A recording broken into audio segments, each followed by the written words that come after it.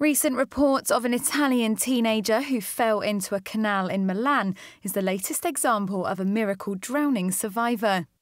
The 14-year-old reportedly drove off a bridge into the canal and never resurfaced. Apparently his foot became caught on something underwater and it took nearly an hour to free him.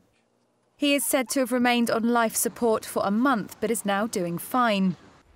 So how on earth did the boy survive?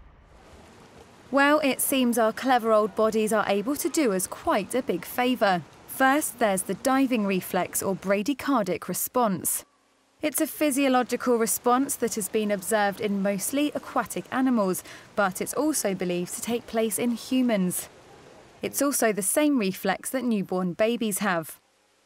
Little ones up to 6 months old whose heads are submerged in water will naturally hold their breath. At the same time, their heart rates slow down. The body pulls blood away from the extremities and other not as essential organs, helping them to conserve oxygen. This then helps blood circulate primarily between their heart and brain.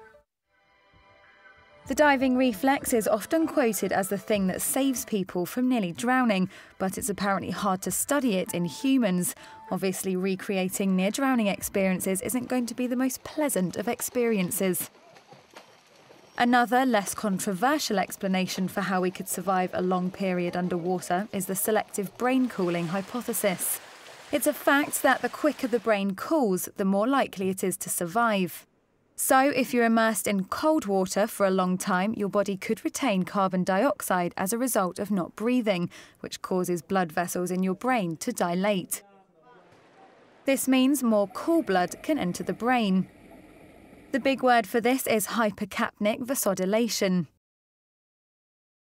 Whilst the brain cooling hypothesis hasn't really been tested that much, it is considered a more likely justification for how the brain could be protected during prolonged periods underwater.